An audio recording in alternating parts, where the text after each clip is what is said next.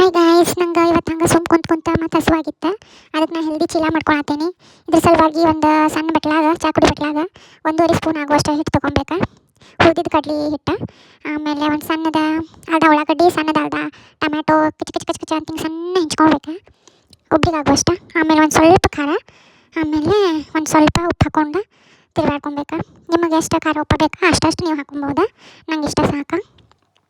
ಆಮೇಲೆ ಇದಕ್ಕೆ ಎಲ್ಲ ಮಿಕ್ಸ್ ಮಾಡ್ಕೊಬೇಕು. ಉಳ್ಳಾಗಡ್ಡಿ ಟೊಮ್ಯಾಟೊ ಹೆಂಚಿದ್ದ ಒಂದು ಸ್ವಲ್ಪ ಚಂದ ಕಾಣ್ತೈತಿ ಮತ್ತು ಟೇಸ್ಟ್ನೂ ಹತ್ತೈತಿ. ನಿಮಗೆ ಇಷ್ಟ ಟೈಮ್ ಇಲ್ಲ ಅಂದ್ರೆ ನೀವು ಉಳ್ಳಾಗಡ್ಡಿ ಟೊಮ್ಯಾಟೊ ಏನೂ ಹಾಕ್ಕೊಂಡಿಲ್ಲ ಅಂದ್ರೂ ಉಪ್ಪು ಖಾರ ಅಷ್ಟು ಹಾಕ್ಕೊಂಡು ಆಮೇಲೆ ಒಂಚೂರು ಕರಿಬೇವು ಹಾಕ್ಕೊಳ್ಳೋದು. ಇದಕ್ಕೆ ಕರಿಬೇವು ಮಸ್ತ್ ಆಗ್ತೈತಿ ಸುಟ್ದಂಗೆ.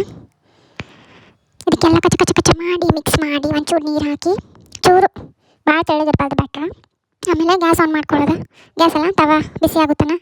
ಬಿಸಿ ಆದಮೇಲೆ ತವಕ್ಕೆ ಒಂಚೂರು ಎಣ್ಣೆ ಇಲ್ಲ ಅಂತಂದ್ರೆ ತುಪ್ಪ ಹಚ್ಕೊಂಡು ನನ್ನ ತವ ಮೇಲೆ ಫೋಕಸ್ ಮಾಡಬೇಡ್ರಿ, ಅದು ಕರಿ ಆಗೈತಿ. ನಂಗೆ ತೊಳಕ್ಕೆ ಟೈಮ್ ಇಲ್ಲ. ಸೊ ಅದಕ್ಕೆ ಈಗ ನಾವು ಮಾಡಿಟ್ಕೊಂಡಿದ್ದ ಬ್ಯಾಟ್ರ್ ಹಾಕ್ಕೊಳ್ಳೋದು, ಚೂರು ರೌಂಡ್ ಮಾಡ್ಕೊಳ್ಳೋದು. ಅದಕ್ಕೆ ಯಾಕಟ್ರೆ ಒಗದು ನೀವು ತುಪ್ಪನೂ ಹಚ್ಕೊಬೋದು, ಎಣ್ಣೆನೂ ಹಚ್ಕೊಬೋದು. ಕರಿ ತುಪ್ಪ ಹಚ್ಚಿದ್ರೆ ಒಂಚೂರು ಫ್ಲೇವರ್ ಚಲೋ ಬರ್ತೈತಿ. ಇದೆಲ್ಲ ಹಿಂಗೆ ಚೂರು ಶೇಪ್ ಆದಮೇಲೆ ಇದು ಮೀಡಿಯಮ್ ಫ್ಲೇಮ್ ಇಟ್ಟಿರ್ಬೇಕು ಗ್ಯಾಸ.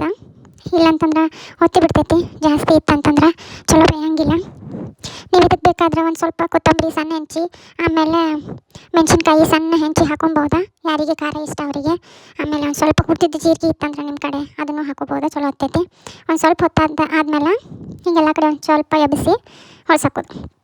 ಈ ಕಡೆ ಒಂಚೂರು ಬೇಯಿಸ್ಕೊಳ್ಳೋದು. ಇದಕ್ಕೆ ಎರಡು ಸೈಡ್ ಬೇಯಿಸ್ಕೊಂಡು ಬರೀ ಇರ್ತೈತಿ.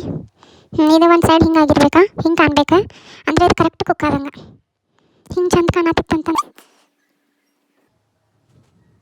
ನೀವು ಇದನ್ನು ದೊಡ್ಡದು ಹಾಕೊಳ್ಳೋಕ್ಕಿಂತ ಇಷ್ಟ ಹಾಕೋರಿ. ಆಮೇಲೆ ಒಂಚೂರು ಅದಕ್ಕೆ ಕೆಚಪ್ ಹಾಕೊಳ್ಳೋದು.